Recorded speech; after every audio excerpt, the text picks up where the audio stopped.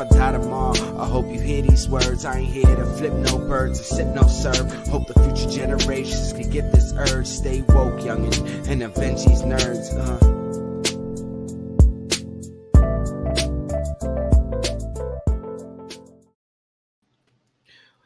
It's Tuesday night.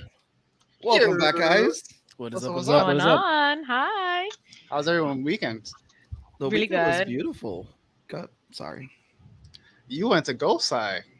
Oh, yes, I did. Oh, man, that was fantastic. I got to see some people I haven't seen in a long time and some people who we've just met through the pandemic on the net that I finally got to meet in person. So shout out to Gosai Con. It was a nice, outdoor con. Great community Got to event. see A lot of some people people there. at Gosai. I saw some people at Music Works. I got to see Nina and Demetrius, which was fun. That's awesome. Definitely put that video together. Share it. I'm working on something. I don't know quite yet. Nina wants to work out something with me, so we'll figure it out. We'll figure it out when we get down the line. Cool. Nina, come on, talk Game of Thrones when it comes out. More than welcome. There you go. Open invitation. So it is Tuesday nights. There is just a lot of content to cover. We got a great show lineup tonight. Hi, Relis. What is up? What is up? So we got a great show to cover tonight. We got Mark Torres and Peter Palmiotti in the building today. They're going to be talking about their project. You guys are going to see the video in a second. We got some announcements coming, and then after that, we're going to be covering Sandman. I know we were talking about covering Paper Girls. Unfortunately, you can blame me because I did not see it. So blame me. Blame the Sebastian. Blame the Seabass. It is my fault. See, look, I Just a moment ago, you were saying it's not your fault. But What's funny is, like, even though Tone didn't watch it, if it was mandatory to watch it, he would have watched it. But because we left it open-ended, we're like, yo, watch Paper Girls. I mean, to be honest, it's just a lot of content to watch, and also I've been working on a lot of stuff. As you can see behind me, I'm sorry. Okay. But let's get into some announcements. Yay! Guys, make sure you guys are following Law on Twitch. He goes live on Wednesdays, Thursdays, and Sundays. Times are in the description there. So if you go in the description, you know the times that he goes live. So get to watch and go pew, pew, pew, pew live on Twitch. Check out the Medusa's Cascade podcast, the D&D podcast that keeps on giving. It's a chaotic podcast that keeps dropping new episodes every Saturday on your favorite podcast app. Just dropped episode 90, if I'm not Episode mistaken. 90. 10 more episodes to episode 100. Then you get syndication rights. Actually, if the in Venice arc ends at soon or at episode 100, Tommy's going to be doing arc recaps, so people who are new to the podcast don't have to sit through and slog through 400 plus hours of content. Don't do that.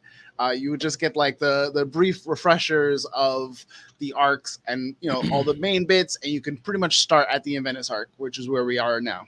So pay attention really to get that. our stride, after year one. Yeah. Only took a year. Also, too, part 3. What's up, George? Hey, George. Part 3 of Chapter 1 is out on the Patreon page of Bonet Studios for Concrete Combat. That is out now. It just launched today. Part 4 will come out the first Tuesday in September. So, again, that's the final parts of Chapter 1. Chapter 2 is being worked on as we speak. It is the webcomic that you can exclusively see on Patreon. And that is the announcements for today. Unless anybody else has anything else that they want to plug in. I got nothing. No, I don't think I Nalgas. Ain't got nothing. So we got our guest here. We have Mark Torres and Peter Palmiotti in the back. We're gonna bring them out. But first things first, let's see the commercial to their Kickstarter that's going on right now. You guys ready? Get it. Let's go.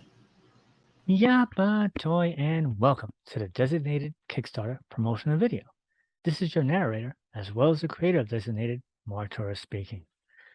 As we scroll through some pages, penciled by Jade Smith, with inks by Marvel and DC's very own Peter Palmiotti, with a cover by Babe artist Francesco, also inked by Peter Palmiotti, I will tell you a little bit about the book. Designated is a 5-issue miniseries that tells the tale of 2 warring alien races, the peace-loving Forlans and the warlike Duronians, fighting over a newly discovered power source, the Capricious Star.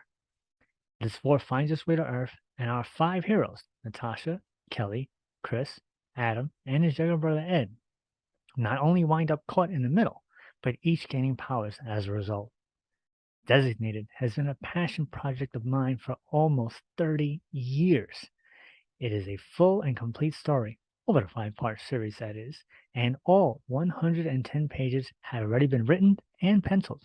With your support, you can help us get issue 1 colored, printed, and sent directly to you. Now, what Kickstarter campaign would be complete without perks? Not this one. We have a few items, such as digital and physical copies of the book, trading cards, original artwork, and few high-end collectors out there, custom-made 5 and 6-inch clay figurines of the main characters by clay sculptor Shadow Rabbit.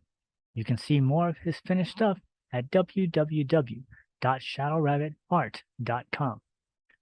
As I have said countless times on my syndicated radio show, It Came From the Radio, which can be heard on both terrestrial and online radio stations, as well as on over 40 different podcast places. If you are unable to financially support this project, like and share it on your social media platforms. Maybe someone else who you wouldn't even know about it will be able to help and be part of making this book a reality. Welcome to the show, Hey. Mark Torres and Peter Palmiotti. Thank you. So what's up, guys? Hello. Welcome. Hey, what's up? What's up? Thank you. So Hello, Mark, hello. It is up, right? So, Mark, I know you from seeing you at different conventions, interviewing people. Yeah. You've been on the show before. You're a friend of the show. You're a friend of many great creators out there. So you can see Peter right here with you, helping out with this project as well. Tell us, how does it feel that right now being in this phase of this project? Because you said you've been working on this for years. We've been doing a lot of streams, Pete and I, for these past 16 days, and the question has come up, and the best answer I can come up with is I feel like a woman who's overdue past her due date to deliver the baby. Like, I just want to get it out. I just want to get it out. I'm waiting. It's way past due. Okay. Listen, I'm proud. See, Vmac knows. Vmac knows. You're like, yeah. Way past due. Yeah. Oh, I'm sorry. I was thinking of the term. You need to get induced. That's what it is. Yes. So we need we need to fund to get induced.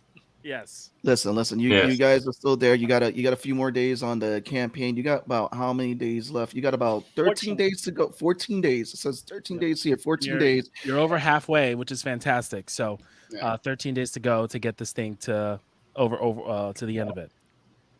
So, Yeah. So how has been this road to see now, Mark, that you're the writer behind the book, get to see the pages now turn from words to pictures, and then see when Peter jumps in on those and then throw in all them inks on it as well. So how does it feel with this whole process and now seeing this starting to come to life, seeing those words change into pictures? Well, it's funny you say that, because like I said about Birth and the Baby, those pages were drawn about 28 years ago. He worked on those inks about 20 years ago. So they've been those have been sitting there waiting. So I've seen that way long ago, and they've been packed up and just waiting for it to get finished. Pete finished the first 22 pages, and now he's working on issue 2 and 3, and actually some of 4 and 5, because he has all the pages. So yeah, it's been that long. So it's not like I'm seeing it for the first time. It's like, good God, let's go already. Let's go. Oh, man. I mean, so those are some vintage pages then. That's wow. And they're in still good quality. That was another thing. Like, it's surprising how well the pages look, and how well the art looks on the pages. Yeah. Well, what was the inspiration then? Like, what was the spark that said, like, I just want to put out a comic, I want to do, this whole big thing? And how did you approach Pete about it? So, do you want the short version or the long version? I mean, we're not gonna go to Viejo version. Come on, short version. Wanted to be in comics. Thought to make a comic book. Yep. About 30 years ago, I was in the New York Academy of Comic Book Arts and Fantasy Illustration. Wrote the story back then, 110 pages. I wrote it in 5 separate issues. I was under the impression I could get it done back then. So took me about 10 years to get the art done and all that stuff. Then I met Pete about 20-something years ago, and Pete, take it away. I met Mark at a small New York convention. It was in the basement of a church. He started showing me pages that he had penciled, and I was impressed with the artwork. And he gave me a script, and I took that home and read it, and I was impressed with the writing. It's a 5-issue story. It's a beginning, middle, and end. It's a complete story. So it's very, very unusual. Like, the quality of the writing, and like the characters and the story, and it's just a fun, just a fun story. Well, Awesome. it really does look like a fun book from what you see with the pages and everything, because the art is fantastic. I love the art. And again, as we were having this conversation before you jumped in, Peter, about inkers. Inkers are artists too, guys. Don't pick on us. Don't pick on inkers, because we also help with making the art pop out as well. And again, the inks just look beautiful too. I just see, like, I love a panel like this too in black and white. And it just looks like a fun comic. And for those who don't know who Peter is, you look up the name Peter Palmiotti. He has worked on Force Works for Marvel, worked on Sentry. So again, you're getting some quality work in this, as well as if you know Mark Torres, Mark Torres has been passionate about comics for a very long time, and he's also passionate about comic creators. But yeah, I mean, tell us a little bit more of how this dynamic duo found it. I mean, small conventions, again, big fan of those two, and again, how Mark can't get rid of him. But well, the pencils, like I said, it was a friend of mine from high school. His younger brother was like, "I'll draw it." So it wasn't even like I was looking for a penciler. He was like, "I'll draw it." So it's like, okay, go forth. And it took him about 2 to 3 years to draw the entire 110. And then it's just a matter of getting it done. And Pete started the inks. It was amazing. I was like, all right, we're getting ready. And then stuff happened. So life happened. So people died. Deals were made. Promises were made. Promises were broken. You meet all this kinds of ups and downs. And as time went on, you just kind of just want to get it more and more done, because I think the fact of the matter is that the pages were already done, as opposed to just having a script, made the difference. Because if you just have the script, you have to go like so many more steps to get it done. But we're at a point back then that just really needed letters. And I wasn't even thinking of colors. So I just needed letters and print, find a publisher. That's 3 steps. A normal comic book guy has to, they have to write a story, blah, blah. That was already done. So I think that helped keep me going. And then at a point in time, you kind of sit back and look at your life and like, I want to get this done. I don't want to have a regret. I want to make sure I get this out before that time comes. And then circumstances comes up and down also. And even now, like, thanks to a global pandemic, crowdfunding has become a big thing to make it even probable to make it happen. And this discussion was coming up with a publisher. We went separate ways. It was an amicable split, but I didn't even expect to do this myself. So only this part happened, I would say, about 3 months ago, where the decision was, can I make it done? Can it happen? And so I had to talk to all my contacts. Can we done? What's needed to be done? And I can say right now, without our graphic designer, Abby Abato, shout out to Abby, she lives in the Philippines, and without her, this wouldn't have been able to be possible. She designed that entire page, that entire Kickstarter page, and she did a couple other things which you don't know you need until you get to that point. Like I thought, oh, you just have the book, and then you slap a word on it. That's the name of the book. Like, no, the logo has to be designed. She did that. She did a whole bunch of small little things. Like she pointed this out to me, which I didn't even realize. So if you go up to the almost finished cover of that right there, so you'll notice 2 things which she pointed out to me. So the little logo down there in the left-hand corner of me, MSC Studios, she drew that, inked it, she designed that. And as you can see, all the characters are looking one direction, and I'm looking at you saying, hey, buy my book. That was all her. And the second thing, which she also pointed out, is the placement of the names of the people involved in the book. 2 of those names are directly over the girl's boobs. That was on purpose. She brought that to my attention. I was like, holy crap. Like, those small things you don't even consider, but that's a graphic designer's job, and they do that sort of thing. So without her, I wouldn't have been able to get this far. Focal points. Some focal points. Buy the book. There you go. No, but I think this is a testament to, because we just when you heard about, for example, and I think this is something that people need to hear who are still sitting out there not knowing what to do and how to go about creating their projects. Because you hear the stories a lot about people just like, I don't know where to start. It's like the guy who did Squid Game. It took him 10 years to get his stuff out there.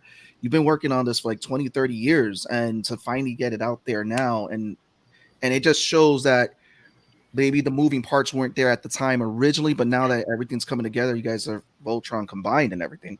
But again, congratulations. I'm proud of seeing this, because we've had a lot of conversations too, and also too when you did your panel at San Diego, I was proud for you for that. But tell us about some of the rewards that people can get when they're signing up for it. We heard some stuff, but take it away with that. What's some of the supporting rewards? So basic reward is so one of the things we do is for the show, Came From the Radio, we have Patreons, and for $1 a month you get a shout out on our show.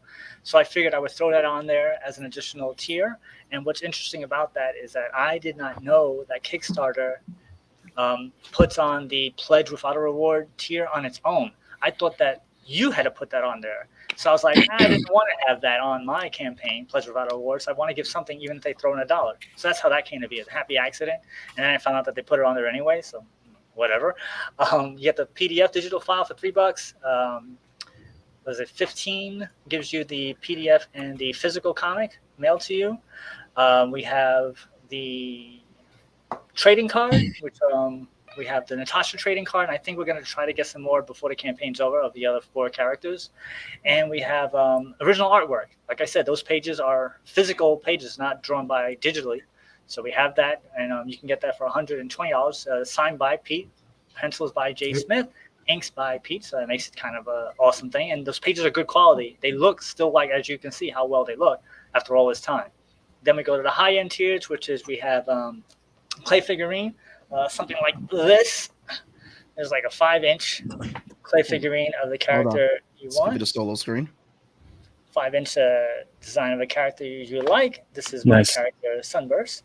It would be one of the characters in the book, obviously. It's 5 inches, like so you can see the details. This is a clay statue. It's baked. It just comes very solid by Shadow Rabbit Art. I'm sure you know Shadow Rabbit, right? Mm-hmm. Sebastian? Yeah. Yep. So you get his stuff there. And then we also have for the super high-end tier. Hey, there's George. There's our letterer, George Medina. Hey, what's up, guys? Hey. I love how you just slid in there. I just slide in DMs. That's how I do. What's up? I'm sorry. You were saying something, Mark.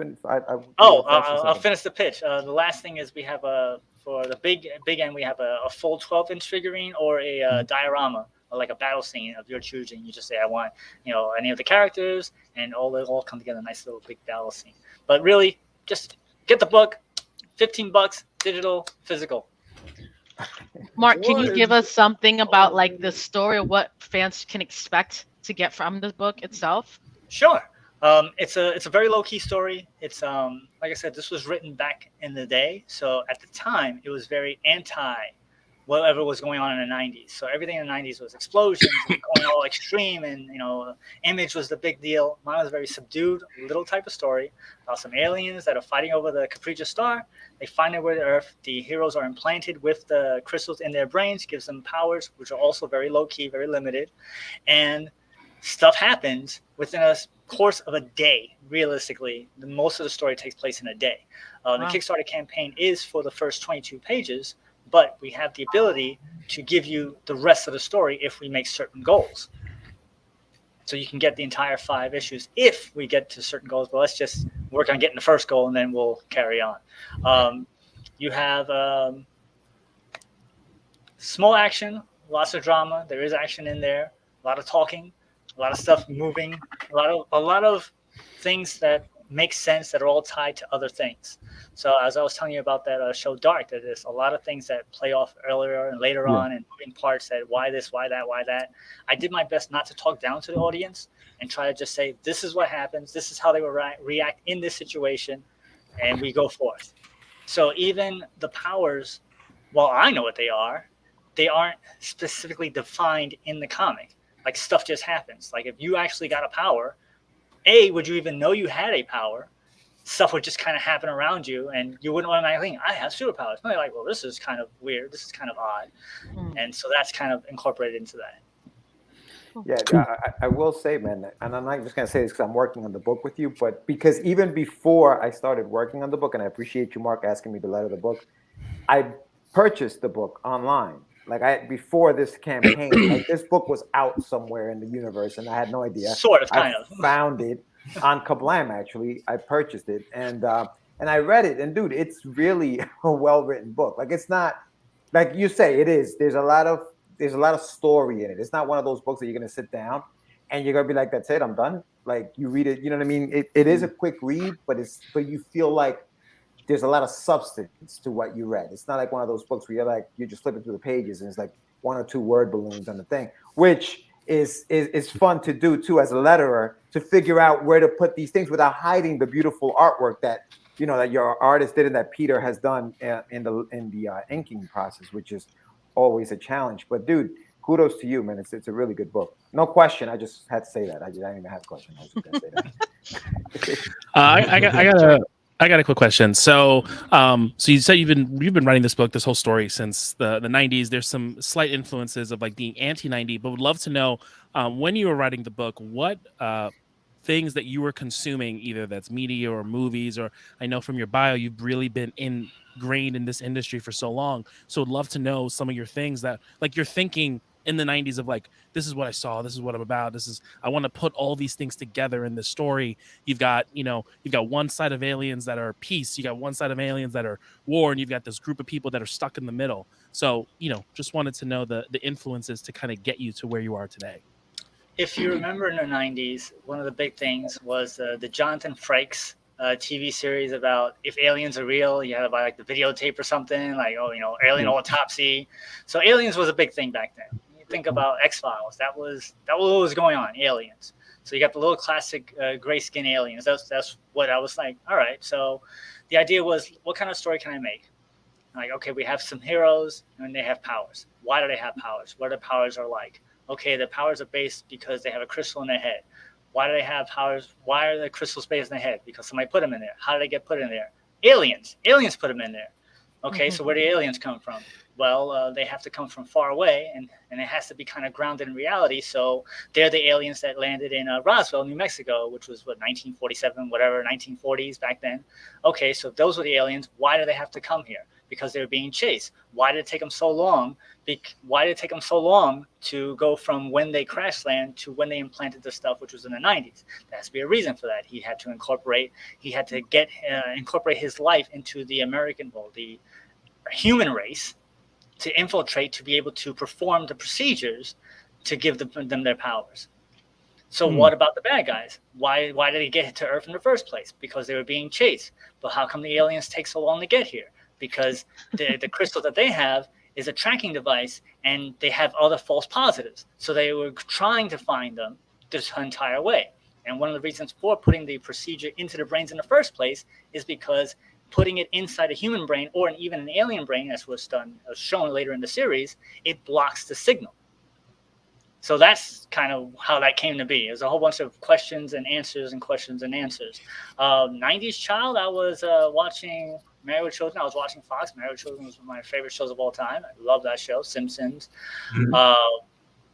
As a matter of fact, X-Files, because of X-Files, Married with Children got canceled because Married with Children was a 9:00 show on Fox, and it was only a half-hour show, and every other show at the 9:30 slot never made it. So they didn't have anything to go on. But then X-Files got really big, and it became a Sunday night. So they had to move Married with Children to Mondays, which the ratings went down, and that's why the show got canceled. Facts. I didn't know that. I didn't know that either. I mean, I was a big fan of Married with Children as a kid, which is kind of odd. You shouldn't be watching it. But, X-Files, I was not happy with. I didn't understand it at the time. It was like, this is too old. But Married with Children was fun. So I was surprisingly enough an X-Files kid because my mom, she was a big sci-fi person. George, how do you get roped into all this? First of all, I feel like you've been lettering almost everybody's work at this point. Congrats and kudos to you for that, because you've been working. You have been working. Yeah, What was that conversation like? To be like, hey, I got a thing I need you to do for me. Yeah, and that was cool. So Mark hit me up. I think it was it via, I guess, the messenger or whatever. And then he was like, I guess he was because you were thinking about going through Zoop at first. You were bouncing back and forth, and I had just finished my campaign for Wonder Duck, and he's like, "Oh, what do you think?" And we were just talking, just chatting, and then he said, "Hey, dude, like, would you be interested in lettering it?" And I was like, "Hell yeah, dude! Like, of course." Absolutely. Now, I thought that I was going to be lettering the new stuff, but I'm relettering actually what you already had done in the past, which actually it's interesting because so Mark, and listen, you heard Mark's explanation as to the questions why. I didn't realize how the attention to detail that Mark has when he's doing these things, right? So he sends us, he set up this whole thing where he sent us all the images, like all the pages, right? He has the old PDF of the comic from back in the day, and then he has the script from the new script that we were going to work off of. So anytime I have a question, and it helps out, Mark, I got to tell you, because every time I have a question about, okay, which character is which, I just go to that PDF and I just look through the old pages to see who's the character that speaking at the time. So that's how I got involved in it. But once I got involved in it, dude, it's really been a really like fun experience just trying to figure it out. And as a letterer, what I love about it is that you get a sneak peek into these stories before the public. You do. Right? And so you know what's going to happen. As I'm reading the story, I'm like, holy crap, like that's going to happen. And so you start thinking, okay, how am I going to make that word balloon stand out? Where should it go? I can't block this image because it looks great. And so, and that's the part of it that I enjoy, knowing what's going to happen, but also trying to figure out how to make it work within the page. But yeah, I've been busy, man, and it's been fun. And Mark, I got to send you some stuff. I have a lot of pages already done that, I'm pretty much like, if it's 22 pages, then the book is pretty, like, for everybody who's pledging, the book will be lettered. I mean, as far as like how much more we'll do, it will depend on everybody who pledges. We have the link in the description on YouTube. Go to the link, start funding this project, become Fry and say, shut up, take my money, add this to your collection. Because again, not only are you getting legendary inks from Peter Palmiotti, you're getting a great story from Mark, and George has seen plenty of Kickstarters. And for him, it's not just because he's the letter of this Kickstarter, but he has interviewed a bunch of people about their Kickstarters and a bunch of creators. And he will steer you to some of the greater Kickstarters that are out there and tell you want to have this in your collection. Yeah. So, sure. Mark, Peter, is there anything that you guys want to plug away? Any projects that you guys want to share out there in the Ethernet out there? Pete, go ahead. Pitch yourself, Pete. Oh, we'll go. You got I got a book called Wildcat Anthology. Wildcat Anthology is on IGG, Indiegogo. It's a creation of CB Smallwood. He created the character Wildcat. He actually did a first issue and put it up on Indiegogo. It didn't fund, and he was going to jump in and redo the book from scratch. And a lot of his friends were hanging out, and I was there, and somebody suggested an anthology, and we all sort of got drawn in, and yeah, so we all either teamed up or just went solo. And there's 6 teams that did 6 stories, and then CB himself did like 30 pages or something like that. It's like an 80-page book. And it's black and white, and it's on Indiegogo. I believe there's only 6 days left at the moment. We are funded, which is great news.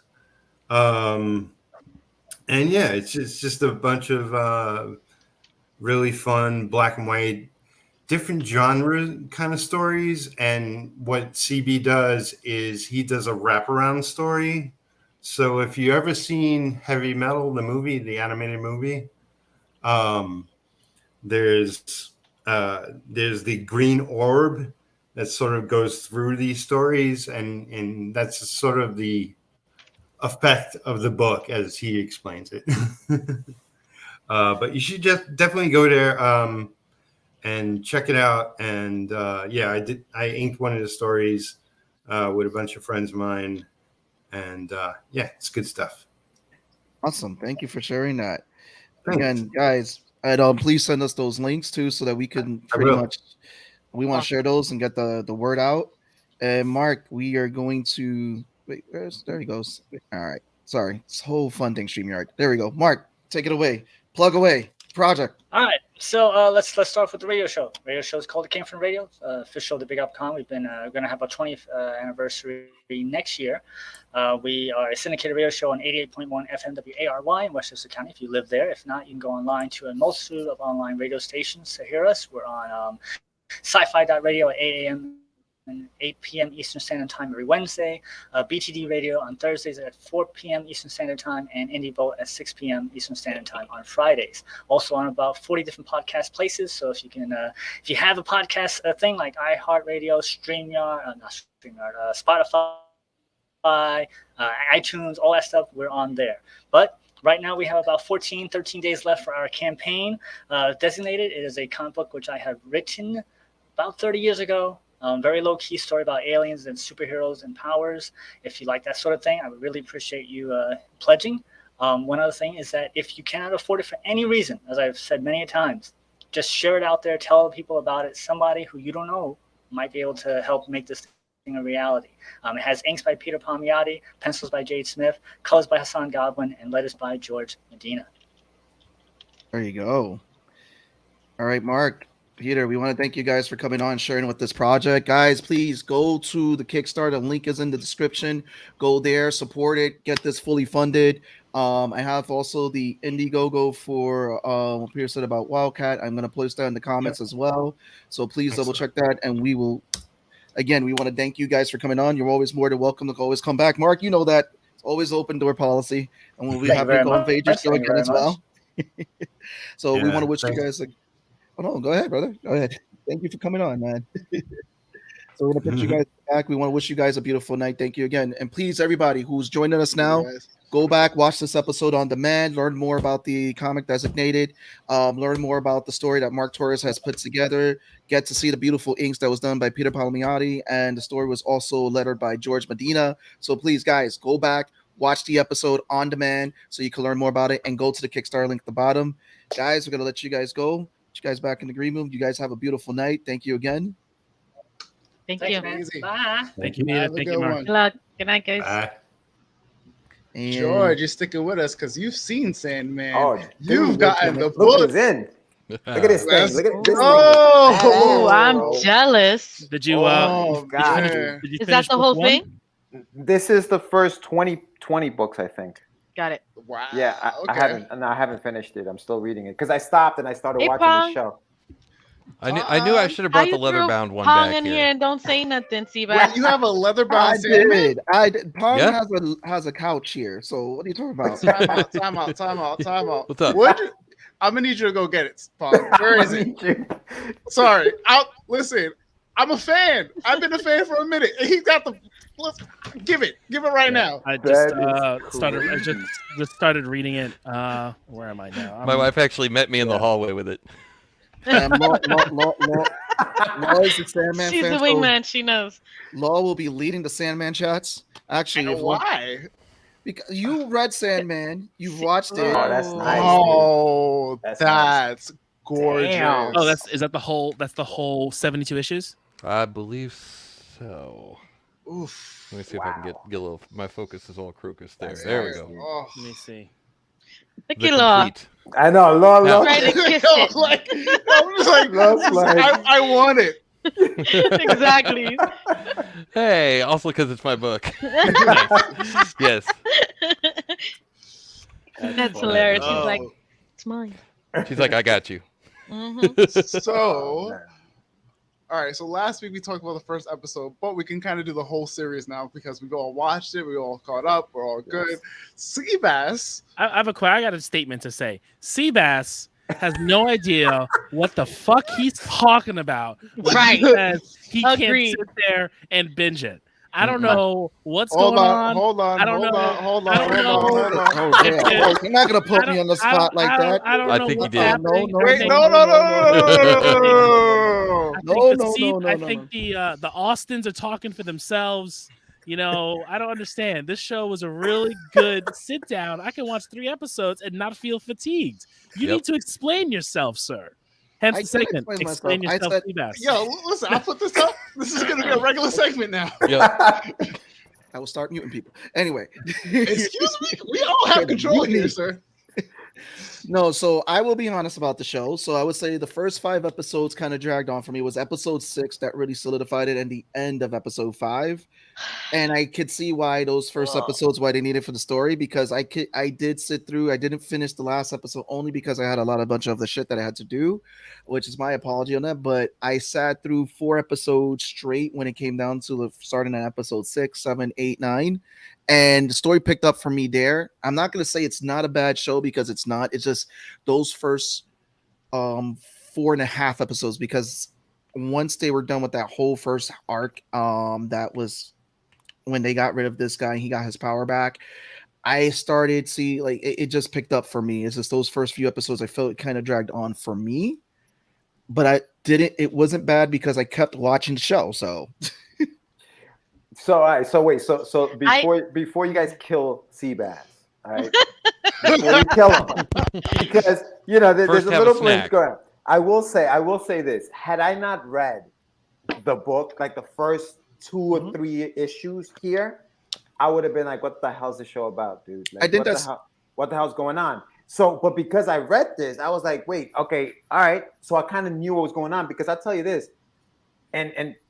Tone, I don't know if you're gonna do a spoiler alert, but I'm gonna spoil some stuff. So if you guys, you can spoil it. We've decided, just to give everyone a heads up, the spoiler alert will be for really big to dos, because it got to a point where we kept doing the spoiler alert. I was like, I don't know what the fuck to say.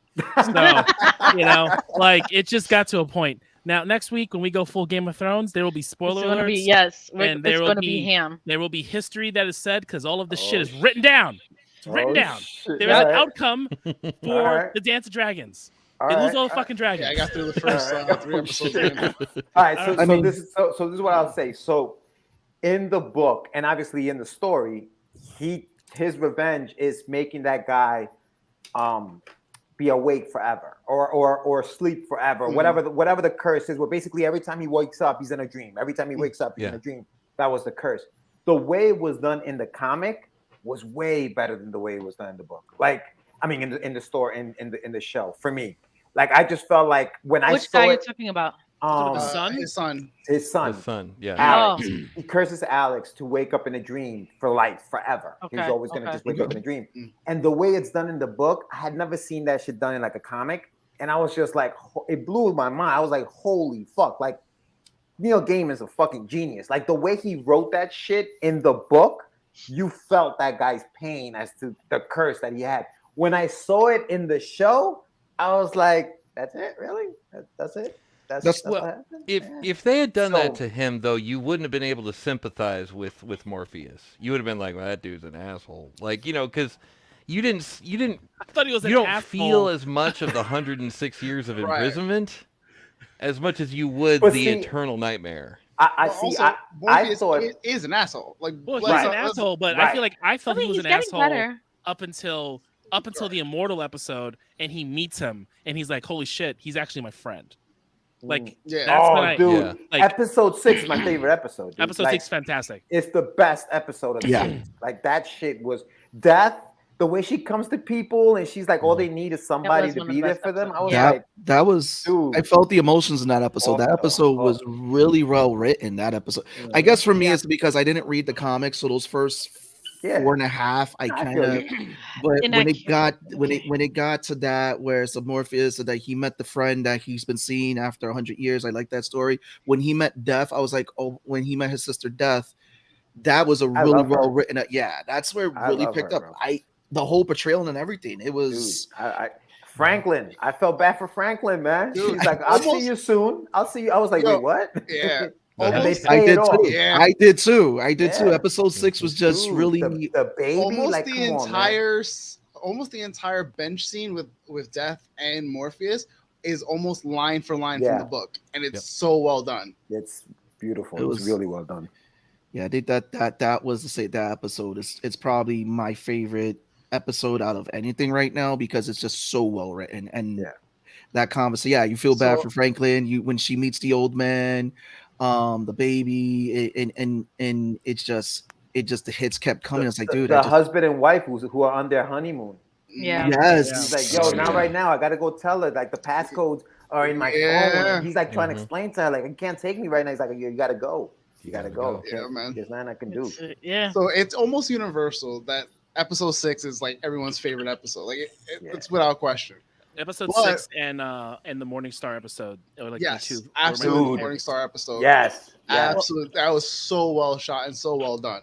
That actually was better than the one in the comic. For me. Mm-hmm. For me, it was way better when they did it. Because even the lines when he delivers them, hope. Absolutely. It hit me harder than when I read it. I was like, okay. And then when he says, go ahead, B. No. I was gonna say I felt like the one with this guy's son in the diner was a very good episode.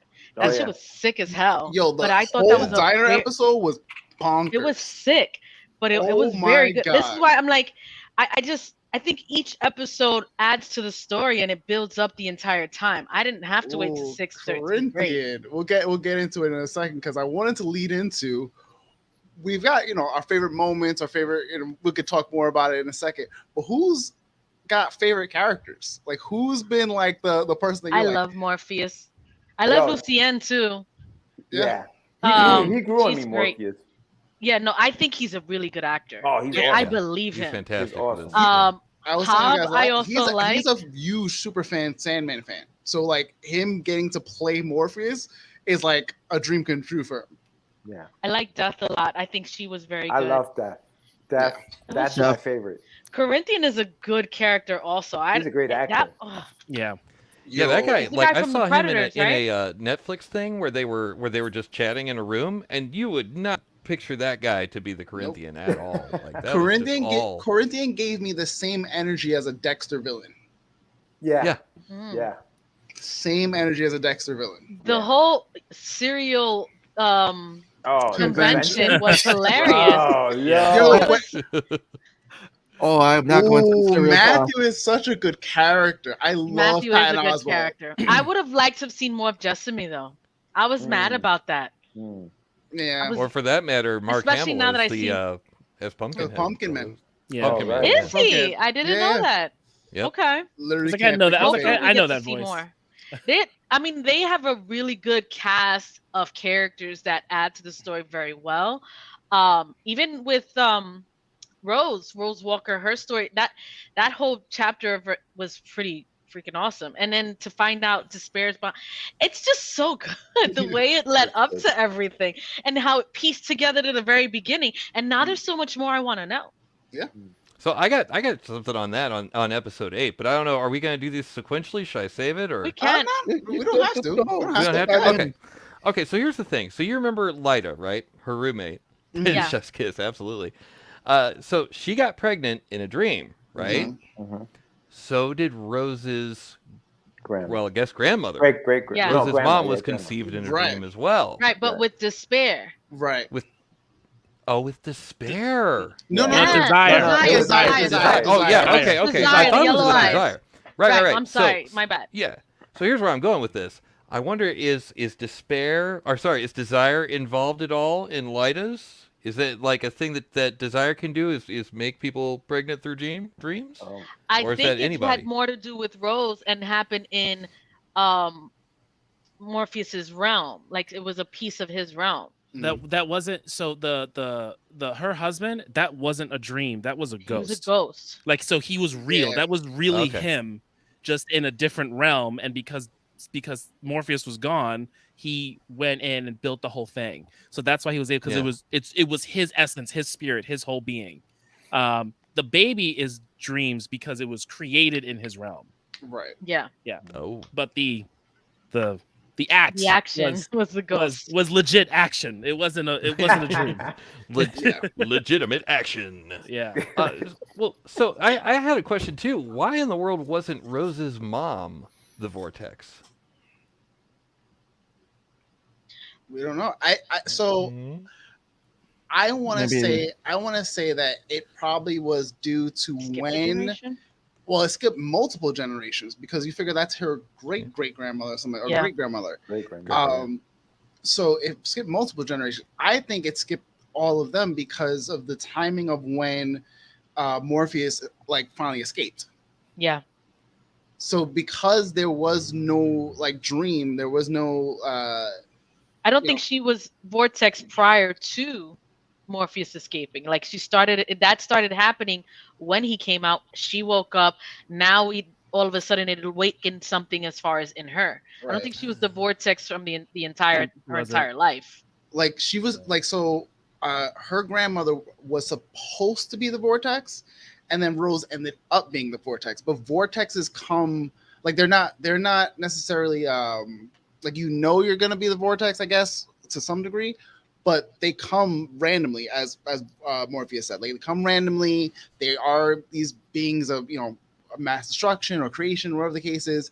But her grandmother, going to sleep for that long, couldn't like fulfill that role. So it's basically just having like that thing kind of float around until Morpheus comes back and goes, "Oh, you can't do it, but you can. Here you go." Gotcha. Okay. Yeah.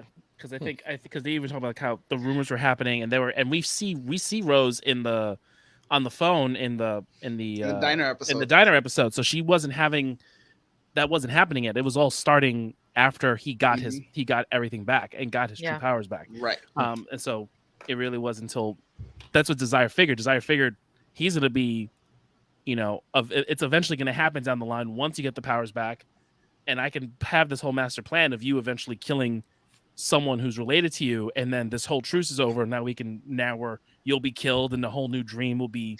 Is that what the whole truce is about? Like they can't fight against each other? Yeah. Well, that's what I saw read is that they can't hurt family. Yeah, they just don't interfere with each other. Period. Like they're not supposed to. Yeah. And Lucian was saying like, "Oh, your siblings have been known to like meddle in your affairs before," kind of thing. Like Desire does that shit to Dream all the time, just because Desire is fucking Desire. Like the twins, right? Desire and Despair. And Despair, right? So how do you think they reacted when Unity's in this like coma sleep, and all of a sudden she's pregnant?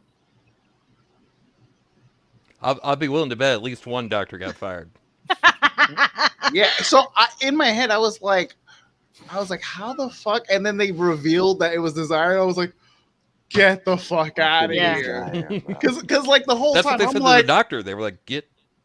Yo, for real. I'm like, is it like a shady doctor or some shit like this? Oh yeah, I'm gonna do my thing. That completely went over my head. I missed that part. I'm like, wait, hold up. Yeah, I thought it was some Kill Bill shit. Like, yeah, I was like, that reveal was amazing. Speaking of killing, that Cain and Abel, like that he included those characters into the mythos of the Sandman is also just incredible. The way he was able to put him in there, and how Cain just continues to kill Abel. Like he just, it doesn't stop. It's not just one time. He just keeps killing him. He comes back, kills him again, comes back, like, every day. He's literally asking. He's like, "Thanks for not burying me in a shallow grave this time." That's what I was gonna say. Yeah. I also good. I was just gonna say what freaked me out. Well, not freaked me out, but like when I did read the comics, because I was never a fan of the comics originally. Right. This is false valor right here. This is totally Art Ninja Attack. That's who this belongs to. But when I started reading it, I was like, wait a minute. I got like a couple pages in, and they're mentioning the Justice League. Yeah. What? Batman's involved in this somehow. Wait, they're in Arkham Asylum. They're in Arkham Asylum, right? Yeah. Mm-hmm. So that threw me for a definite loop. I had no idea that even the bad guy. He's a DC villain. Who Professor Lupin plays. He's a DC villain. John. Yeah, he's a John DC did. villain. They changed it up for the show because they, you've got the DC iconography with the characters and the toys and all that stuff. But that bad guy is a We answered villain. that. Yeah. Oh, did you see notice that? Yeah. Did you notice the essence of Vortex from Rose was a red glass heart like Desire sigil? Yeah. Yep, did notice. Yeah. Yep. Yeah, it was. It was a clear. As soon as she said the gold eyes, Morpheus knew, Lucien knew, and then they see the heart. He knew right away. Yeah. So that's a big tell. And then it was What just was the your- way that tied in. It was crazy. Because there's so many tie-ins and there's so many things that were kind of nestled in and like Easter egg in there. What was your favorite reveal of this entire season? Because there's been stuff that we're just like, oh no way, and it's just been there the entire time. Yeah. Trying to think. I mean, it's not a reveal, and I think you guys talked about this in the last episode, but the fact that John Constantine was Joanna Constantine, I thought that was great that they did that and how they did that. I thought it's not a real, but I thought that they did that very well. And I loved, again, talk about another character. I believe that's his cousin, actually. Joanna is his cousin, isn't he? It's not actually John. So Joanna, this version of Joanna Constantine, the one that we saw in the past is John's ancestor.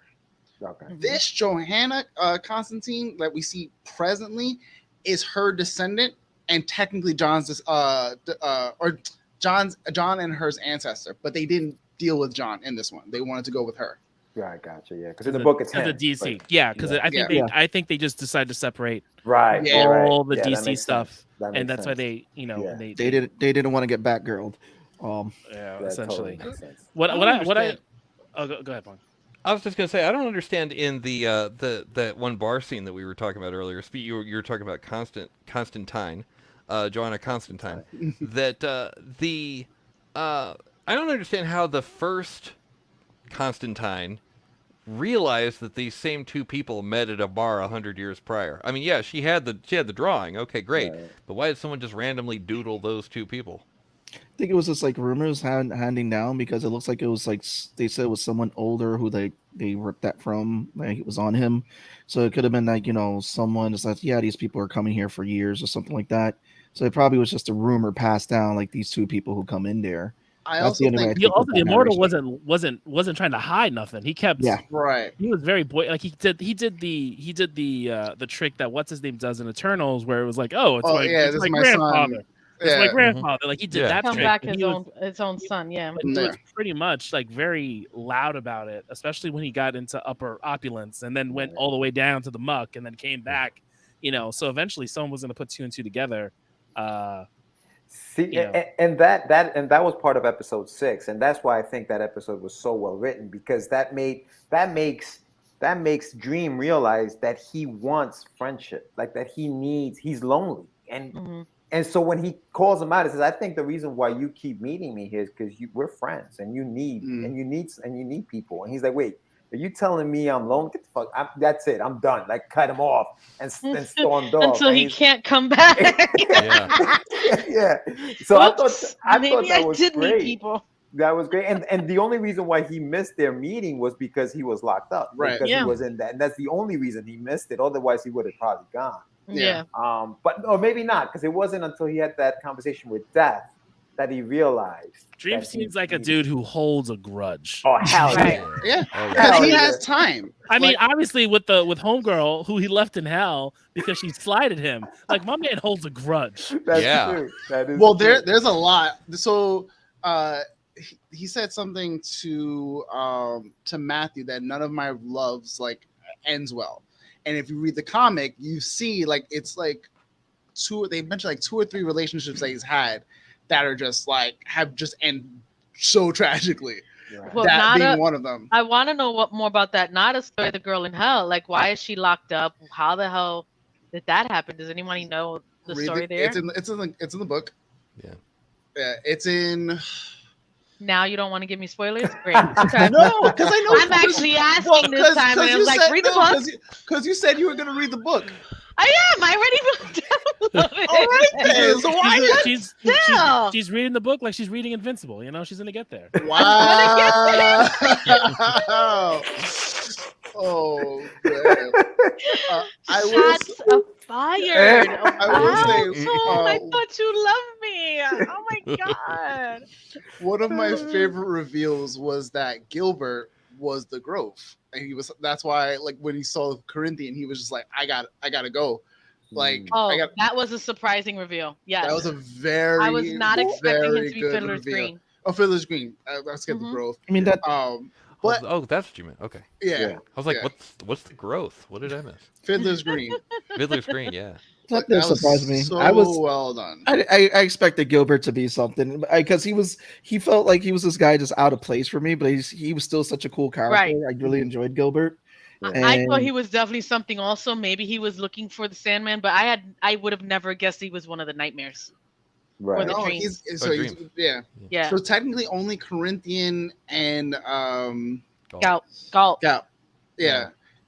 Are nightmares. But Galt now is a dream. Is a dream. It was looking for a higher purpose. But what I liked about Corinthian was that essentially he is the reason for every major murderer in history since like the 1600s for like 100 for like 1600 or even for like 100 and something years because of because of Dream's captivity. Like he influenced all these people. Yep. So it's just really interesting to think of like all the famous murderers you know of. Technically, you could probably trace back to Corinthian. It was very convenient him being the guy in the attic. But that's what Dream said. He said that she was going to be at a point that unwillingly they were going to all be drawn to her. Yeah. And so he basically, that's where it shows Dream basically used her kind of like as bait to get these dreams together. But also a good plot device to explain why they just all conveniently showed up. Right. Yeah, right. That's true. Just like Star Wars, a universe of convenience. The Force matters. But it's all on Tatooine for some reason. It's all on Tatooine. You mean the Bronx? Wow. So, out of what we've seen so far, because technically they covered Preludes and what was it? I can't freaking think about it. They covered Preludes and Promises. Or always forget the name of the first book. Book 1 and 2, right? They covered book 1 and 2. So he's really looking forward to doing like the Mist in the second season with Nocturnes. Thank you. He's looking forward to doing Mist. With those of you, I think most of you haven't read like past the first 2 books. What would you expect to happen, and what would you like to see? I don't know. So, I'm go ahead. Hell Paul. rising up, and us getting more Gwendolyn Christie. Do I need more Gwendolyn Christie? Which I'm assuming is absolutely. That Lucifer is amazing. I thought she was good, right? But I don't know where that story is going and why. Oh, trust me. you're like, I want to see the Lucifer. Siblings. I want to see the siblings. Me too. That's what I want. That's what I was gonna say. Right. I want to see more of the siblings. I want to see the ones that were missing. I want the backstory of why they can't find what's the one. Delirium. I want to see Delirium. No, there's one with a P. That they call him the prodigal, like that one. Who's the prodigal? Yeah. That's Delirium, but they call him the prodigal, like the story from the Bible. Yeah. Oh, okay. Yeah. So, like I want to see that. Yeah, it's like they don't say his name; they just call him the prodigal because they're waiting. So for it's return. Destiny, Death, Dream, Destruction, Desire, Despair, Delirium.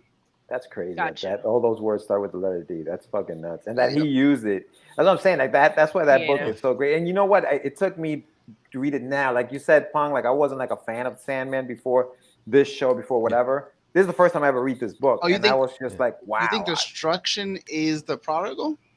No, Delirium. I think is the prodigal. Interesting. So see, I want more on the siblings. I liked Lucifer. I thought she was great. It's Destruction. It's Destruction. It is Destruction. Okay. It's Destruction. Yeah, I wouldn't mess with her on Sandman. Okay. Don't mess with Art Ninja on Sandman. She's got this. Listen. Yeah. Thank you for the correction. She should get in this chair, honestly.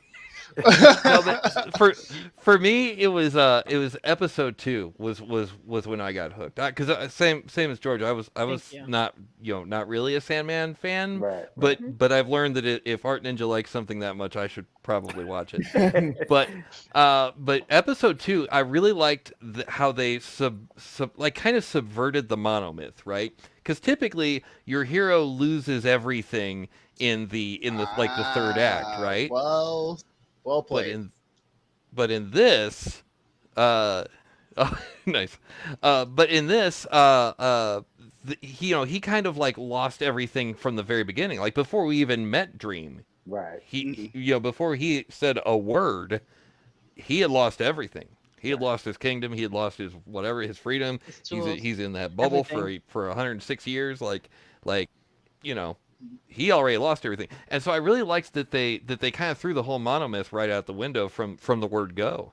And that was cool. I like that. It was a different way to tell the story that isn't your standard issue. Boom, boom, boom, boom, boom. Right.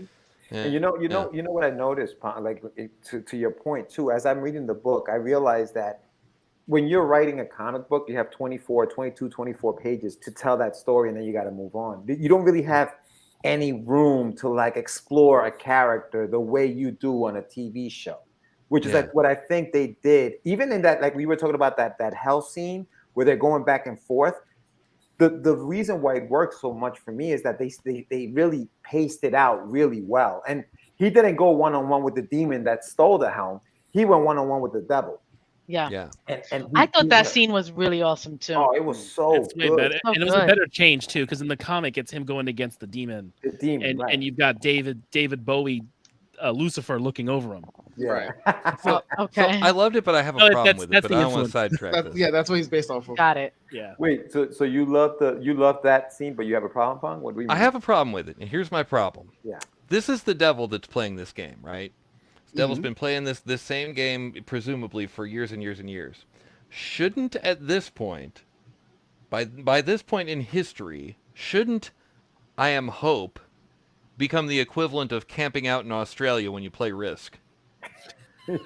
like whenever anybody plays Risk, they all just go camp out in Australia and build up a bunch of armies, and there you go. That is the go-to strategy, right? Well, why in the world, by this point, doesn't the devil know? I'm going to start with Hope. My question is why would the devil take on the challenge, risking being embarrassed in front of her kingdom? No leader would do that. They have someone else to do it for them. Mm-hmm. Yeah. It was just silly to me. Which is what they did in the comic. In the comic, he goes against the demon that stole it. That's who he goes against. That would have made more sense to me, because I don't picture in any way, shape, or form Lucifer in any universe saying, why am I gonna do my dude's dirty work? Like, why? Unless it's the Lucifer from the TV show Lucifer. They're probably doing it too, because I don't know the book reasons as to why all this shit happens when Lucifer rises up and attacks and does everything against Dream. But there may be some reason in the book that they feel like they cannot translate properly to the show, and they just mitigate it by saying Lucifer was slighted and pissed off, and now we'll build the story around it. But he would still be slighted and pissed off anyway, because he comes into his office in his realm and tries to think he thinks shit. Anybody who's worked in the office cubicle gets that. Oh, facts. He says facts. I thought his 30-minute lunch, not paid. That's it right there. Right. His comeback to her about why that she goes, you have no power here, and dreams have no room in hell, and he's like, I may not have power here, but to say that dreams don't exist in hell, that's for crazy, because hell exists because people dream of heaven, and that's why. That was that answer. And she was like, all right, let him go, let him through. Everybody open way. And I think it also showed, like, the reason why I'm not so mad at her losing and how that whole thing played out is because while Lucifer has been down there for that long and has gained power and influence, they're probably still as arrogant and overconfident as they ever were. Like, they want to show themselves, prove themselves, the whole nine. Yeah. And by taking out or putting dropping a peg on Dream, the Endless, who is above most or above God. Like, let's be real. Like, you're above me and my dad and everything. Like, you're above, and I could take you down a peg. I want to run the hands. We know Lucifer wants to run hands. See, so yeah, and you know what? To your point, I think part of it also, Dream hell after that. Yeah, so yeah, he did. So I think that we think of the devil or Lucifer as the almighty, he runs hell, or in this case, she runs hell. There's nobody more powerful than her. But in the book, there are 3 people running hell. It's not just her. So she's not the almighty, Lucifer that we know. She shares powers with 3 other demons down there, which we only meet one at the end of the series here. And we still have to meet with Zelbabab. Beelzebub. Yeah. So there is a third demon that runs hell. That maybe that's why she's like, I'll take him. Yeah, it's no big deal. Like, it's not gonna, it really doesn't. But she's pissed now at the end. She's like, nah, I gotta go get this motherfucker. Because he, like you said, he played me in front of all these people. Nah, it's not gonna happen. I don't see a Lucifer in any universe, in any medium, ever willing to put that embarrassment on themselves. But you only go into something like that because you're confident enough that you're gonna win. With an endless? Yeah. Yeah, because Lucifer's stronger. Against other fucking demons, sure. Hold on. You got to take into consideration. You yourself are a powerful being, and you don't take many huge risks like that. There's no way after descending and then growing an army, you're gonna be like, you know what? I'm gonna risk it all every time. No. You're going to take calculated decisions and moves and whatnot. Even at this loss, she was angry. You could see her oh, whatever, you just embarrassed me. Yeah. But that's just fuel for the fire because she has 1,000,001 schemes to get Dream to her side. I think she was pun intended. I think she was sleeping on him.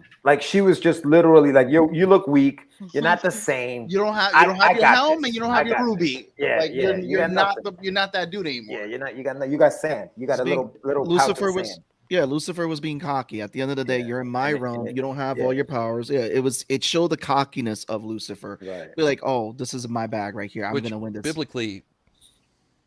Which biblically is on brand for Lucifer. I mean, that's kind of the whole downfall in the first place. So I mean, it tracks. Okay. He's like, whatever. Preacher's kid. Yeah.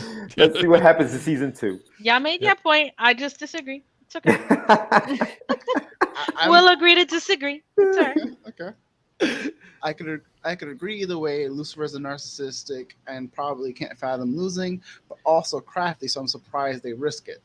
Right, I'm super surprised. It happens. I mean, it happened in the Pick of Destiny. Lucifer thought that he was going to win the rock off. Listen, true. I mean, he won. He thought I'm sorry. Won the What? I know, Val. This is where we're here. I'll just say this. Wait, you motherfucker! I've come to you. What am I missing right now? You guys are all laughing and I feel lost. So have you ever watched Tenacious D in the Pick of Destiny? Absolutely not. That's why this is lost on you. The clip. But I will say, Val, I will say that I think this is one of those risks that she took because, you can gain so much by losing, especially to Dream, because now Dream has revealed a lot of his cards. Because before this, they've had a very tense relationship, but I don't think she's ever or they've ever used their power back and forth with each other. They've never done something to that effect. So that is kind of I'll take a loss just so I know enough of how he thinks, how he the whole motivation behind him. Got it. Okay. At least that's where I'm going with it. Okay. I'm really surprised that I'm really surprised that forcing your sibling to work isn't covered in that whole "don't harm a member of your family" thing. What do you mean? What do you mean? Well, the whole thing at the end, right? You can't harm a member of your family. That's the whole deal with Desire, right? Mm-hmm. Well, Lucifer is she's not. It's just the endless. Just the endless. It's just the endless. Never mind. It's just the endless. I retract my point. Yeah. So Lucifer essentially is not a god, but is a god in some degree, a higher power being. But the endless are constant, fixed constants, because all those things are going to exist no matter if gods exist or not. Well, so the endless need us to exist, which is why they won't. Which is why he got rid of Corinthian, because you can't go around killing people, dude. Like we need, in other words, all of these emotions, right? The endless, they need humanity to exist because we're the ones that dream. We're the ones that feel desire. We're the ones that fear death or die. So without us, there's no them. So they have to keep us kind of like alive. It was very interesting to see how good Death has it right now. Although, like, what her job is really sucky, but the fact that she does it so well made her position like the best. It was like, oh, this is good. She don't even have to do half the bullshit Dream got to go through. Like, I thought that was a very good perception of Death that I probably never would have even thought of. So I thought that was done well. And I was another aha moment, surprise moment when Dream wakes up all of these serial convention attendees at the end and makes them feel everything that they didn't allow themselves to feel. And how that turned out at the end was such a good twist. I was like, yes. Sickness. Again, till the last breath of Corinthian, that man wanted the hands. He was about that life, and I was here for it. Nightmare. Yo, Corinthian is such a one of my favorite villains that I've seen on screen in a long time. Yeah, he's cold. He's calculated. He was ruthless. Everything, all of the my favorite parts of a villain. I'm like, yes, give me more of that. Also, can we add that if you see something that says cereal convention and you don't see Frosted Flakes, or if you don't see Captain Crunch, Little turn Man the other way. Little Man was like, what? No cereal? All of those. Oh man, like so when they caught Homeboy because he was pretending to be this other oh man. It was, man. It was so good because it's just like, yeah, this person could just skin you alive and keep you alive. That's not the boogeyman. And then this person can take out and remove organs with such surgical precision and all this other stuff. And he's just like, and he's like, he had it coming. You guys have fun. I'll be out. He didn't know about his peoples. He was a poser. He was like, I'm just gonna take. He wanted to learn. He was trying to be about that life. He was a blogger. That's all. I think he was a blogger because he was a fan. I think he genuinely wanted one of them to mentor him, and so he can go and be one of them. Oh, they mentored him, all right. Yeah. They get a first class experience. Yep. Oh yeah. I like how they brought those characters in. Like we were talking about them at the diner, just kind of chilling, and the way they brought him in. The Grass Widow. Grass Widow story. Which one's the Grass Widow? Yeah, which one's the Grass Widow? I'm trying to remember. Oh, that was the older. It was like the black lady. She was like I believe she was the one that was giving the woman's speech, when you have the woman at convention talking about women in the industry. She was one of the speakers. The Grass Widow. Yeah. Jack, give it a chance. Yeah, give it a chance. Yeah, it is. I was just. I'll tell you right now, Jack. I was the same way. It picked up. It does pick up. I was the same way with the show, and I kept watching it. Episode 6 is by far the best episode. Really well written. So yeah, take it from me. Someone who was talking smack about it last week was now like, "Yo, it's really good." He was one of the serial killers, middle-aged black. Oh, okay. Yes. Yes. Yeah, she was sitting there. Yeah, she was sitting in one of the panels. Oh, this guy was walking in and out too. That's right. Oh yes. Oh wow. So it's like, yeah, women. It's hard for women to have it. So they think we use our bodies and all. I was like, yeah, murder people. It was hilarious. There was a lot of thirst over Corinthian. There was a lot of thirst for that man. Yeah, I just looked up Grass Widow, and apparently in the 1500s, the term meant an unmarried woman who has cohabited with one or more men.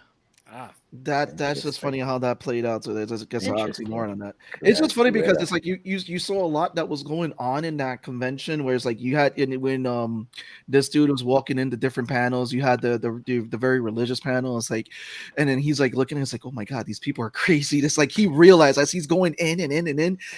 it's like it got crazier and crazier Yep. and crazier with all the shit coming out of Was people's bugging out. mouths. They were all fucking great. It was like, I it think was sort of. Go ahead, George. No, I was gonna say for me the weakest. I mean, maybe actor or if I was gonna find one was probably the pedophile Funland.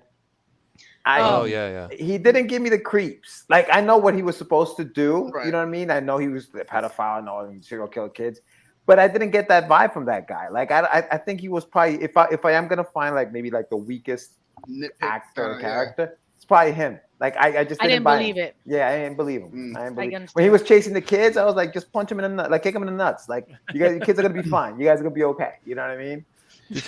Do you think if that actor could hear you say that he'd be angry or happy? Right? I would hope happy. I don't know. I hope maybe like, insulted at the same time, though. Yeah. I was really trying will to capture say, that for a pedophile. show that's called The Sandman, for a book that's called The Sandman, I appreciate that while Morpheus is technically the main character, he's also not, because there's so many stories that we are seeing that involve him indirectly. Yes. But it's not really like it's about him, like the effects of what happens to his world or to him later on, whatever the case is. But this is stories about like so many people, and like they do such a good job, to like it gives me on them. It gives me Devil Girl vibes, like the anime Devil Girl, where it was like the main story. There's a main story involving Devil Girl, but it's like all these other stories. So it's kind of like it feels like an anthology series. Yeah, where I like that. I like that episode in like where you guys were talking about the diner, like where everybody's just telling the truth. And like he was not in that he was not in that episode at all until maybe the last 10-15 minutes of it. When I think he walks in, right, to confront John. Yeah. But the whole episode, I was like, holy shit, like this shit is fucking nuts. Like what? So wait, George, people told the truth. You read the comic before you watched that episode, or you watched that? No, I haven't read that. Yeah, I can't wait to read it. Yeah. Okay, because that was a good freaking episode. So that was one of the like because I remember watching on TikTok, and someone made a comment about like the diner, and I was like, the diner, and I had to think about it. I was like, oh shit, how are they gonna do the diner episode? Because like I didn't take into account like which books they were adapting, so they did book 1, book 2, and I'm like, all right, cool. And I haven't like picked them up to read them in so long that it was like, oh, the diner episode. Yeah, that shit was sick. I haven't gotten to the diner yet in the book, right? But I wonder if be a good job if the kids knew he was creep. That is fair. That's true. That's true. That is true. That is true. I haven't gotten to this part of the book yet, but the diner thing like bothered me also because I don't understand how telling the truth. I could see it leading to like, to some of the things that happen, but not cutting your own damn hand off. No, I think that was more the manipulation of his evil side. But I don't know how it led to the whole practically an orgy type thing. I was like, how did it get here? What is going on? Because it's not necessarily that it's like, oh, you're just telling the truth. No, it's not. Any desire that you have, anything that you're thinking that you're like, oh, this person's attractive. Oh man, I wish I could do this. Yeah, becomes like the thing that is said and done, and you can't take that back, even if it's a fleeting feeling. Like she was saying in the end, like at the end to him, like I wanted this in fleeting, but this is not who I am. This is not what I want. Like we are who we are because we're able to not do those and make those decisions. Yeah, the most fucked up truth for me was when she's telling him, you can come over tonight and we can have dinner, and after my son goes to bed, we can do whatever. And he's like, nah, I don't want to have sex with you. I have sex with your son. And he's like, what? This motherfucker. Like that was rough. He was like, I wish I was that good at 21. I'm like, this. Yo, what the hell? I wasn't expecting that. And he That said, was that was expecting. You're right. The smile on his face, like it's a normal Sunday afternoon. Yeah. Yep. Nah.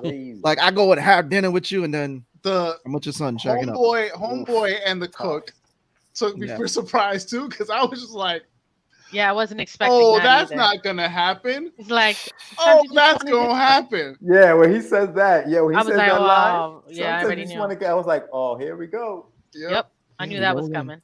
Like that whole episode is literally just like the Weird. perfect like carnal desires and like tension building, because you know it's just gonna keep getting worse. Like, how much more can they slowly drag out and up this ante? And John is just there, ice cream in hand, Like, chilling. yeah, tell the truth. Tell the truth. And you're getting like, you're starting to get to the point where they're just gonna end up killing each other. They're just gonna end up killing themselves because of what they've done.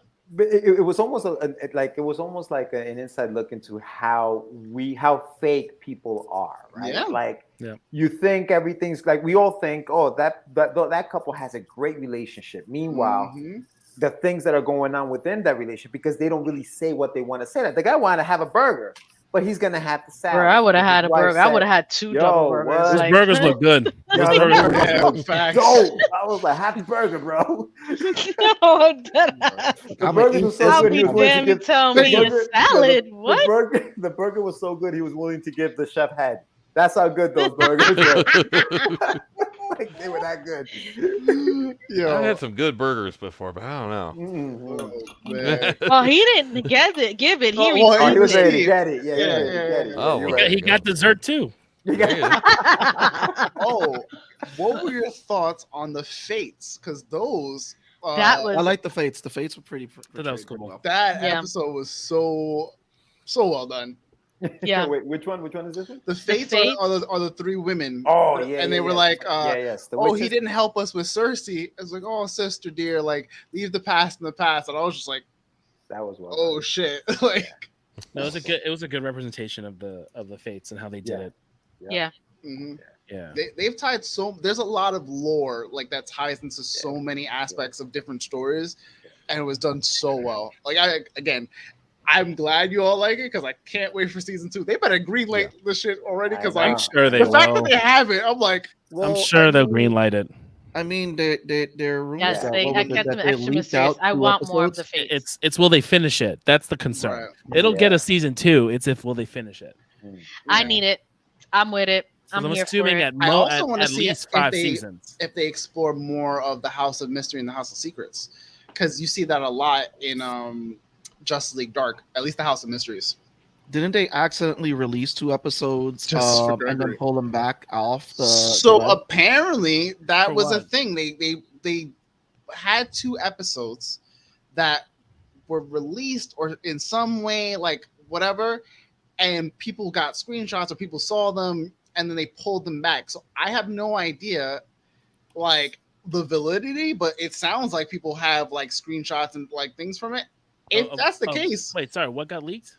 2 episodes, 2 more episodes. Oh, Sandman? Sandman? Yeah, Oh, that's interesting. I'll show you. I'll send the TikTok link, but it was like, nah, no way. And then I don't know about the validity of TikTok, but okay. No, it's definitely something that it's been covered by. Sorry, outside of TikTok. Okay. it's like TikTok is like the new information place where everyone used to go. Sorry, I'm I old. found the first. Got it. Check out the House Send of me the Whispers link, 2 though. Killer Art for. Ooh. Check out House of Whispers 2 Killer Art.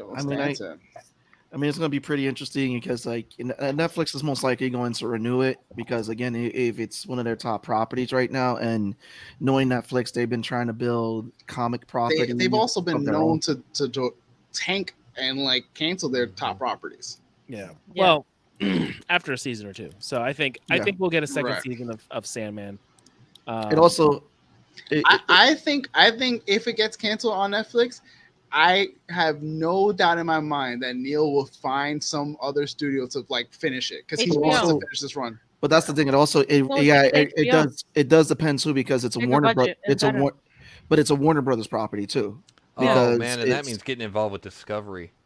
doesn't Yeah, it? Discovery, because Discovery and HBO have now merged, and they're talking about that they're going to be putting all their content in one app down the Oh line. God, more So- content for me not to watch except Shark Week once a year.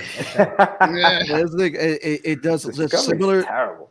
But this is the thing. Remember what happened with Disney. Disney, when they launched Disney Plus, they started pulling all the Marvel content from stuff. So I will not be surprised if that's what whoever's the head of Warner Brothers Discovery, they do that and look at all their properties and be like, we're going to build original content. We're not going to contract it out. But isn't HBO Warner Brothers? Yeah, they're gonna merge HBO and Discovery all together, where all the HBO content, Discovery content is going to be in one app. So that's what's been the rumors running around. And then what this guy is saying with his new DC plan is that he has a 10-year plan that's going to mimic what Marvel did. And apparently, the actress that they had on Batgirl is still in talks because they canceled the movie, but he wants to keep her close because they want to offer her something down the line. And I'm like, that's probably going to be a very, very sour taster, because you had her and Michael Keaton come back, and you had Brendan Fraser, and you had the new Supergirl. If you guys saw the Supergirl reveal when they said, "Hey, you're going to be Supergirl," and watch that video, find the video of that actress. I'm trying to understand why they backed out of it again. Is it just because they said it didn't do well with audiences, but then now we're hearing not stuff. what I'm hearing, but nor did fucking Black Adam. Yeah, but the difference is with Black Adam is that the Rock star power and the Rock believes that Black Adam needs to have his own fucking. Otherwise, if these actors had he's been wanting this movie for 12 years at this point. It's just. And apparently, there's stuff that leaked out that The Rock that he requested to have Black Adam removed from Shazam. Yes, yes, that happened this past weekend where he was like, "Oh, I think I need Black Adam to have his own movie before he's mixing with Shazam." And everyone's coming out like, "Did you not read a comic?" Yeah, like I like The Rock, I really do. I enjoy The Rock's stuff, but I'm like, I don't know if this is the one, my guy. Like, I don't know, dude. Like, you really they're all about here Black talking Adam? about we may not see them together. I'm like, yeah, what? They don't have a plan for after with them together because they're like, it's two different tones of movies. They don't know that's what they're based on. It's a kid versus a guy who thinks he's a god. Yeah. I don't get to see Chuck and The Rock. I don't understand what the whole point is. I don't need all these Shazam movies. He needs to fight Black Adam. All right, and Black Adam needs to get some elf ears. Like, I don't understand. There's so much happening.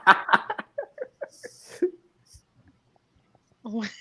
All right. What? All right. Right. Yeah. Okay. Wait, what? Sure. Whatever. People overeat to a point where it's not healthy. It's We true. consume TV now less America. and less, get dropped, and it tastes better and better. How far will we go? As far as it goes. I'll even watch Morbius. Right. I just look like reading all that stuff with the Black Adam stuff. I was just like, dude, how are you not like? They were like, you had a whole time. You could have just got Zach Levi and The Rock on stage for the Shazam 2 trailer. Be like, after the fucking Black Adam trailer, after the Black Adam movie, they're gonna come together. We're gonna have the Justice Society and then whatever the else we got going on and whatever bullshit we have going. And they're like, nah, they don't fit. Even though that's his arch enemy. Like, I don't understand that. How does that make any sense? What even like a cameo, like a end of cameo, anything. The only good thing I'm not surprised about DC. The only good thing that will come out this is because nothing surprised me. You know what it is? It's that The Rock can't lose. Yeah, that's a whole thing. Lose. He can't. No, like it's a thing. He can't lose. Right. Or maybe it's Jason Statham. He can't lose. Or the two of them can't fucking lose. That's when they're together. They can't fucking beat each other up. It's always a stalemate. It always stalemate. So The Rock can't be a guy who gets beat up by 5 kids. But the good thing coming That's out. dumb. God damn it! It is. It is. Then maybe he shouldn't be Black Adam. Wait, no way that it's in his contract. He can't lose. That wouldn't surprise me, dude. Yeah, he has never lost. No. Wait, he did.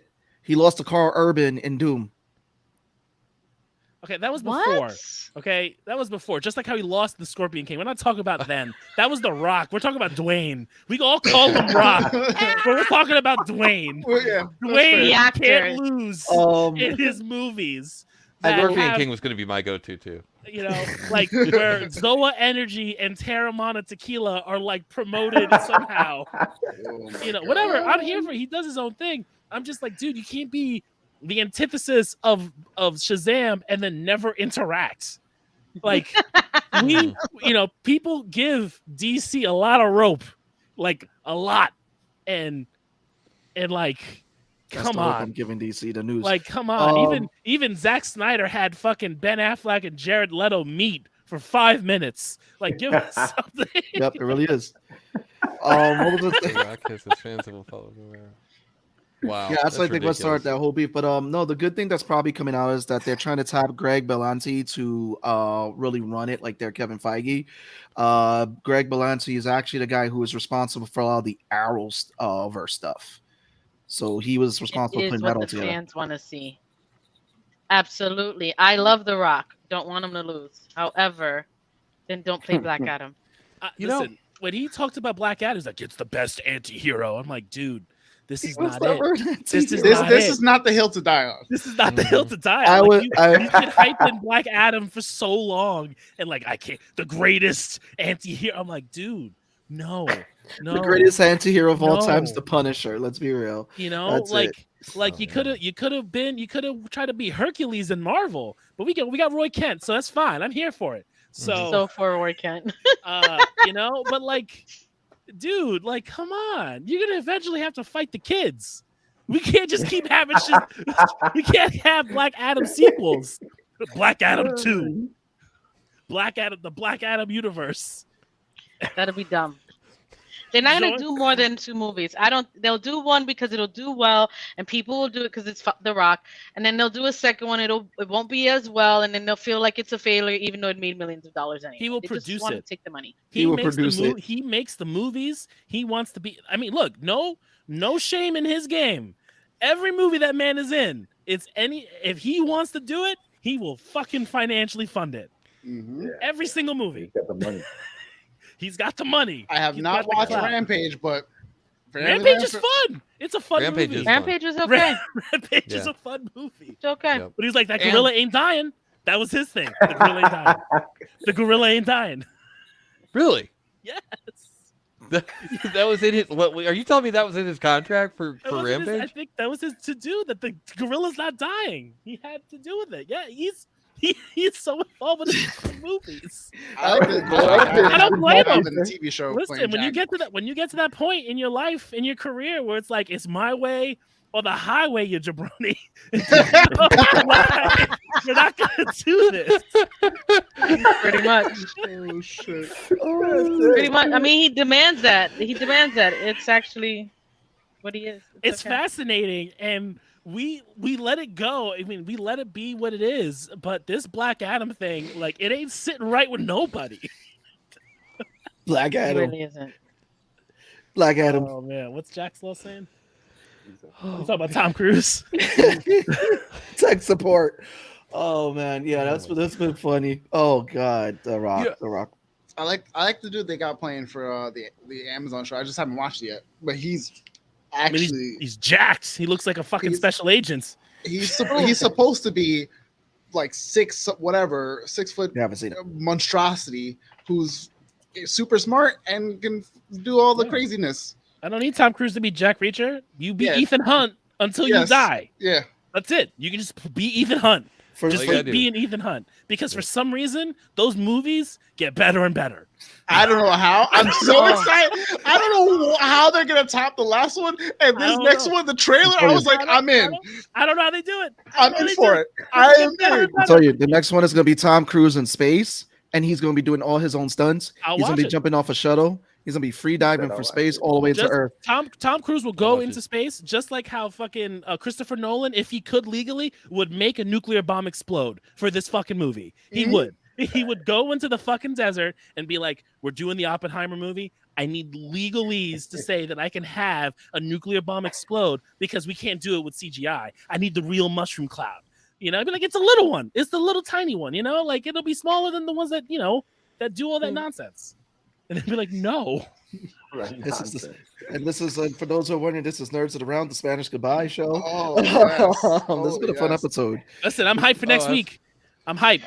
Next week, hold on, wait a minute, guys. I'm super hyped. I'm super hyped. Wait, what is on next week? First of all, we're talking the first episode of She-Hulk. We're also talking first episode of Game of Thrones. Right. Not Game of Thrones. Sorry, my bad. Don't crucify me. But the next chapter of Fire and Blood, is it? What is it called? No, that's the name of the book. House of the Dragon. Yes, Game of House Thrones of Dragon. prequels. Thank you. Yes. We're getting the first episode, so we're going to be doing that next week. Please join us for that. It's going to be a really fun episode. Yeah, take me off the hot spot. Thanks. I've been catching up. I've been reading my Wikipedia for the Dance of the Dragons. I got all my names ready. I pulled out my book as well. I was like, let me go back and revisit some things because I'm ready. You don't even know how hype I am. Started listening to the music. I was like, this week you guys got George and Pong reading. I'm gonna have Game of Thrones. Look at the intensity on George and Pong's. The intensity. They're just like, y'all about to get crazy, aren't you? Yeah, for real. It's about to be a Game of Thrones fanaticism. You don't even understand. We oh put my Creative god! Series I can't on wait. hold for this because if you had not seen or heard our previous Game of Thrones episodes, now that we got more Game of Thrones, welcome and come back. Thank you. Come back. Thank you. Always welcome. But yeah, it's gonna be Game of Thrones. Our season 8 coverage didn't age well, so we don't need to talk about that. Season 8 didn't age well. Season We're 8 fine. It didn't age well either. It's just like, So what's up? Oh, I'm sorry. I'm just in the prequels. The isn't the Dragon Queen gonna be in there? What's her name? Sebastian.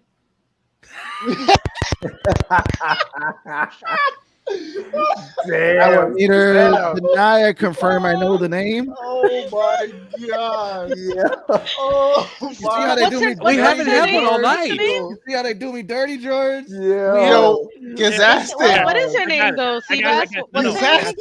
I got you right now. Her name is Amelia Clark. Listen. Oh yeah.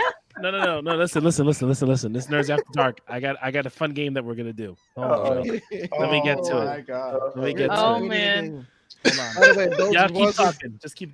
By the way, those who are wondering, I have this beautiful page behind me that was lettered by the awesome George Medina. Yeah, right there. George is out here working. I'm working. Oh, I meant to ask earlier. So I heard at the start of the show you guys were talking about inkers. So are inkers kind of like the equivalent of a bass player in a band? Like no one really appreciates them, but if they're not there, you definitely know. Yeah. Yep. Inkers and letters. Yep. Inkers and letterers are bass players. Yeah, that makes perfect sense. Yeah. Wow, they're not the ones I've out never front. heard that analogy, but They're not the ones out front on the front of the stage. They're not the ones you're singing along with, but they're the ones you're shaking your ass to. Yep. Yeah. Without inkers or letterers, you will not have your comics because even lettering is a form of art. And I can actually, I would say if you need a letterer for your comic, go reach out to George Medina right there. Hire him for your lettering. All right, here we go. Before you pull that up, I will say, boys, because you guys haven't watched it yet, go watch Paper Girls. Like, me and Val. Yes. High recommend. Really? I'm watching C now. Super recommend. I'm involved in C. How much do you like it? I mean, listen, if that's how everyone prayed, we'd all be happier people.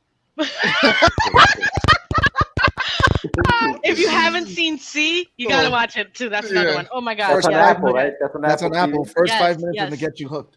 Yes, it's so good. It's such a good show. All right, so I got Girls is awesome. Got a game for us to play for C. That last episode is bonkers. All right, here we go. All right. So we went to the cast, the characters. You're up. Yeah. I can't even see that. Oh, I need my glasses. Hold up. I got you. Tone. All right. That's still too small, Tone. That's still too small. I can't see. Tone. This is 40, ladies and gentlemen. This is 40. Yeah. Oh God. Damn it. Keep zooming. I love it. All right, who we got here? We have Princess Rhaenyra Targaryen. Okay. All right. Okay. Who we got here? Damn. Prince Damien Targaryen. Damien. All right, there we go. Add that. Hold on. Let me get the list out. I was feeling good there if it started. Okay. He's silent. Here we go. You know this one. He was an actual character in the first show. King Viserys Targaryen. Okay. Yes. Good job. God damn it. Why am I doing this? This is an easy one. Oh, that's Otto Hightower. All right. Okay. The Alicent Hightower? Nice. Okay, not bad. He's really trying right now. I'm looking at the names. It's like it says we just have to shame him. It's past if we my keep bedtime. shaming him, he'll be fine. Corliss Valorian. Okay. I can't see the name. There you go. What the? Man, I would struggle with that one. Give it your best shot. Fuck it. The E is silent. Rhaenys Targaryen. Aeneas? I said Rhaenys. I said Rhaenys. Oh, Rhaenys. All right, this one. Kristen Cole. There we go. Stop it. Oh fuck, Massaria. I don't know. We all love you, man. That's it. Yeah. That's it. So I don't know. So You here's the didn't thing. do too bad. You didn't do too bad. He got what was it? Amelia Clark. He got that right. Should we take it off the list? Does it get off, or is it forever on? No, the list? it's forever on. Forever on. It's Daenerys Targaryen. There you go. What? He said it. Daenerys. It's not Daenerys Daenerys. Targaryen. It's not Daenerys. Daenerys was like a culprit. I couldn't say it No, right. Daenerys. Daenerys. Yeah, he was pronouncing very wrong. Daenerys was the one that stuck with me, and I was like, "What are you saying?" I gave up halfway through the name. I was just He like, got all them fuck fucking titles that he's picking. Yeah, that is on Sunday, right? The 21st. Yes, it is. Yes, it's this weekend. I'm so It is excited. this Sunday at 9 And o'clock. and tomorrow is She-Hulk. is it tomorrow? Is She-Hulk No, Yes, Thursday. Thursday. Thursday. Yeah. It's Thursday? They moved it one day. Yeah. One moment. I'll confirm in 2 seconds. Confirm Also, that. too- That's what It we is. did move. It is Thursday. It is Thursday. Yeah, I have it on my calendar. All right. Well, Yeah, I don't know about that. apparently we are getting a 2-episode drop for Lord of the Rings. Ooh, and isn't that's coming out this month also? No, at the beginning No, of next month. September. Okay. So Well, I thought you were we're getting a 2-episode drop for the first week, and then we can all rewatch Thor in about a week, August 24th. I think that's coming out. It'll be on Disney Hard Plus. pass. What? What? Hard pass. Hard pass. What? I'm not rewatching Thor. No. I didn't mean it for us to talk about it. I just meant to Oh, rewatch it in the background. It's gonna be Disney Plus now. Yeah. That's fine. You guys can watch Thor. I'll watch it again. It was not that bad that It it's was not not able to bad. rewatch. It was not that It's bad. definitely a rewatch. Listen, y'all know I'm mad as hell about Gore the Butcher, so I don't want to hear it. And then we It's got definitely we, worth the rewatch. and then we got to talk about Nerds Invasion of One Day of Going to Catch the Craze again. Yeah. Oh yeah, I haven't been on there. Everybody, let's Yeah, go. you gotta jump on. Yeah, we got to pick on Sam. You miss Sam. You got energy, or Texas fucked him over? Yeah, Texas, I think's got him, done him in. I don't know what's going on over there. He's busy with duty. Oh man. Yeah, and for those who don't know, you could go into the descriptions. We put it on there to give a shout out to Sam Vera, who's also coming out with his next Kickstarter campaign for Duty. There's an alien in my toilet. He has been kicking butt with that. You could go ahead and check out the Patreon for me, because the Patreon has the Concrete Combat that just dropped. Awesome letters done by George Medina, who's actually one of the few who's gotten to read ahead in the script. Has been enjoying it, and they're doing a phenomenal job on the letters. If you have a comic that needs to be lettered, hire George. And make sure you check out Pawn's show on Fridays. The Sin Shop goes live every Fridays. We might do another And invasion of that. Mondays. And Mondays. Every Fridays and Mondays at 7:30 p.m. Pacific time, and that's at twitch.tv /Sin Shop. That's SYNSHOP. So And Pawn's officially, voice is official. Yo, for real. I am very official. and I don't think I mentioned it last week, but I'm gonna say it now. Thank you to those who subscribe. We are now at 300 subscribers on YouTube. Thank you guys. Continue. Yes. We hit 300 on YouTube. Continue to hit that 301. subscribe. 301, yes, as of today, Oh, 301. Let's get it. Let's go. Continue to do that support. We thank you guys again. Without you guys, again, the show would not be here. But we thank you guys. We thank Been all a our long friends. road. Thank all of our supporters. Now we're on the road to 400. Let's get to 400. We are getting close to 200 episodes soon. When we get the 200 episode, we will announce that when that's happening. Do a little special. Holy 200 shit. episode. No way. We're not coming up on We're at 200. 170 something when I last checked. Bullshit. That shit fly. That shit fly. Yo, I feel like we just did 100. No way.